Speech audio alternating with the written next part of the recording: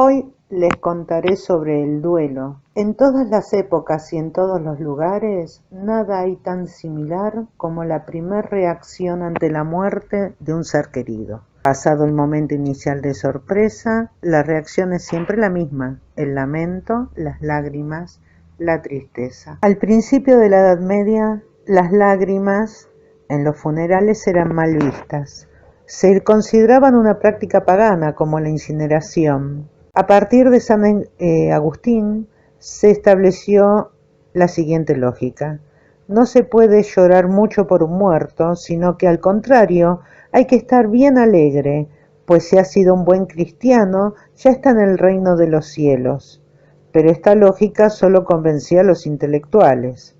Mientras tanto, las clases populares seguían con su duelo, su luto y sus tradiciones ancestrales. A finales de la Edad Media, las élites cristianas controlaron sus lágrimas en los funerales y dejaron de alquilar planideras. La Iglesia Católica intentó suprimir las demostraciones paganas de dolor, pero no lo consiguió nunca.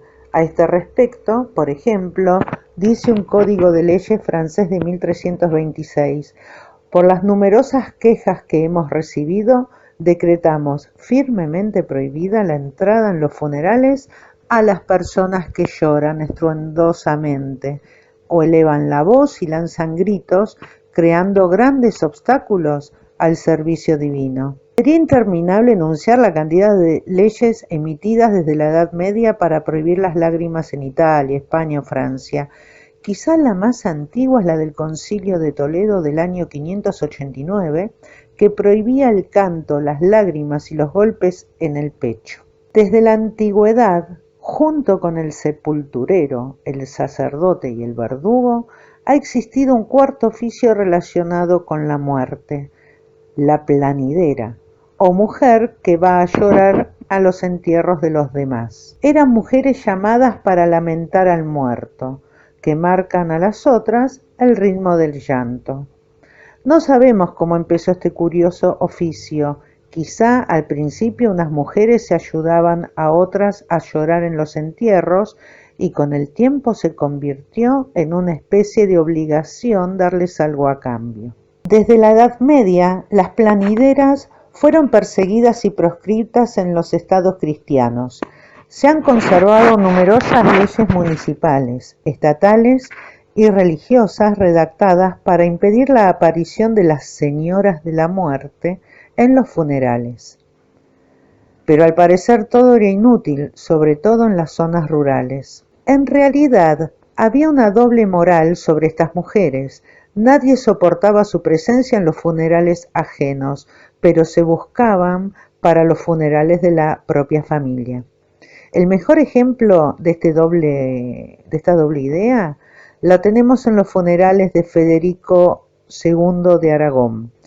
Este rey promulgó en 1309 una ordenanza para prohibir el uso de planideras en los enterramientos. Sin embargo, al suyo fueron contratadas varias docenas. A partir de finales de la Edad Media, en las ciudades europeas se puso de moda sustituir a las planideras por niños huérfanos, sacados del hospicio para el funeral. Los difuntos lo pedían en su testamento.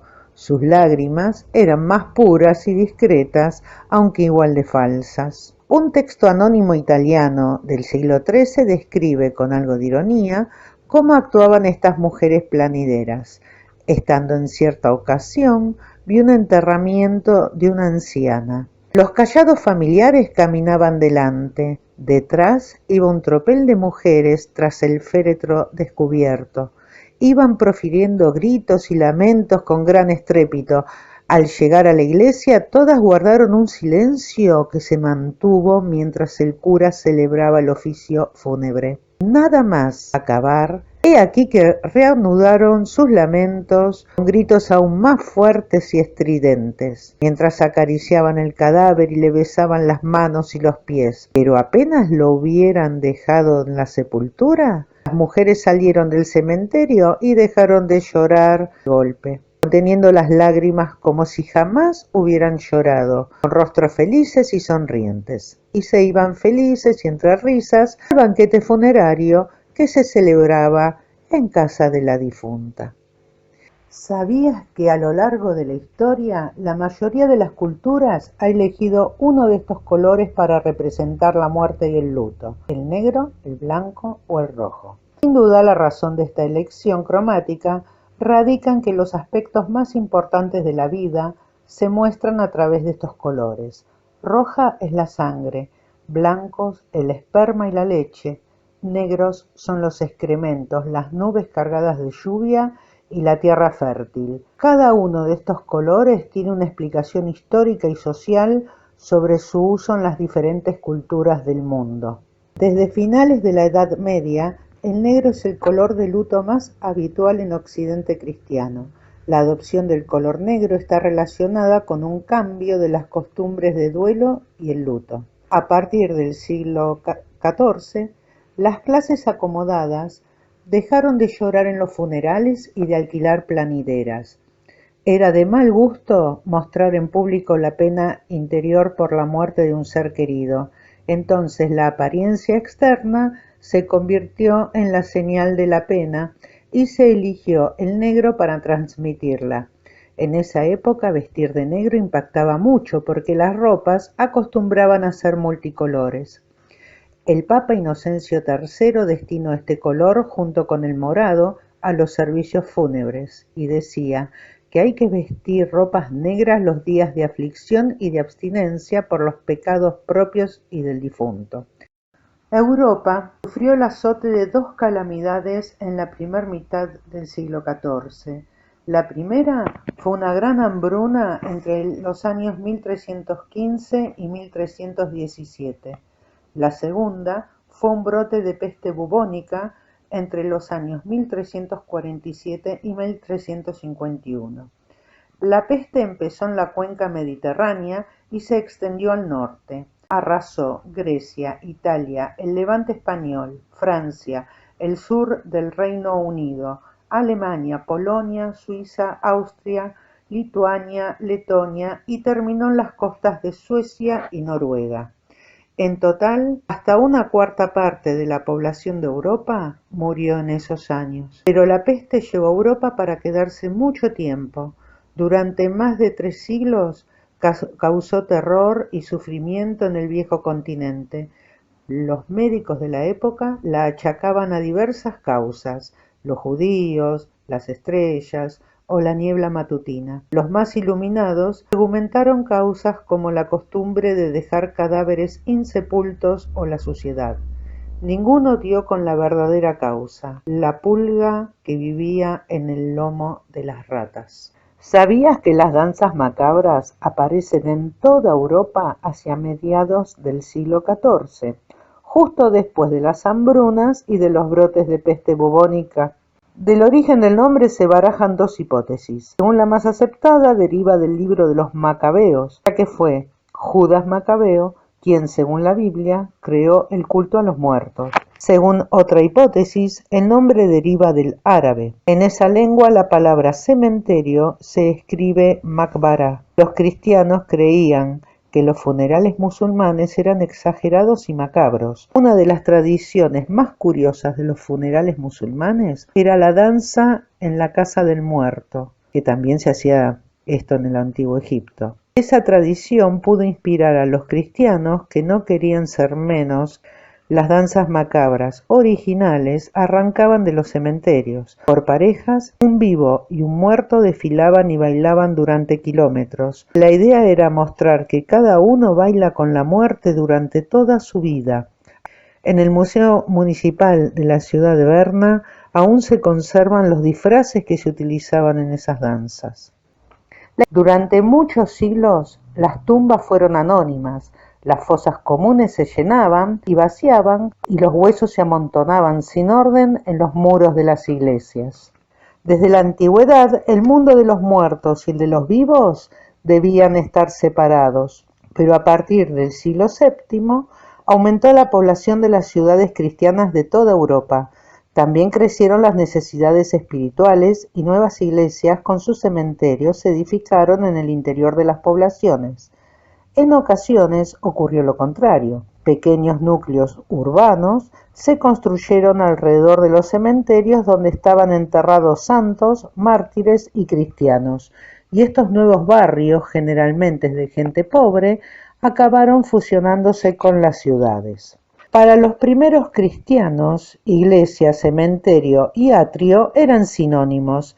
Desde el siglo VI, el papado prohibió los entierros en el interior de las iglesias. Pero, hecha la ley, hecha la trampa. Desde finales de la Edad Media, la Iglesia vendía el derecho a ser enterrado dentro de los templos. Así, hasta el siglo XVIII, muchos muertos fueron enterrados en el interior mismo de las iglesias. Por eso, los templos de la cristiandad estaban totalmente pavimentados de lápidas.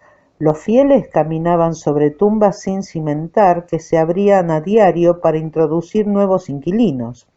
Además, las losas eran adornadas con motivos macabros, calaveras, esqueletos, o con símbolos del oficio del muerto, zapatos, herraduras, cacharros. Desde el año 1300 más o menos, la peste, las guerras, las hambrunas y la baja esperanza de vida llenaron de cadáveres los pequeños cementerios de las iglesias. Los huesos de los muertos emergían en los patios de las iglesias entre las piedras y las plantas. Las familias llevaban a sus seres queridos a los cementerios de las iglesias y se olvidaban de ellos. Lo importante era que los restos descansaran en terreno sagrado.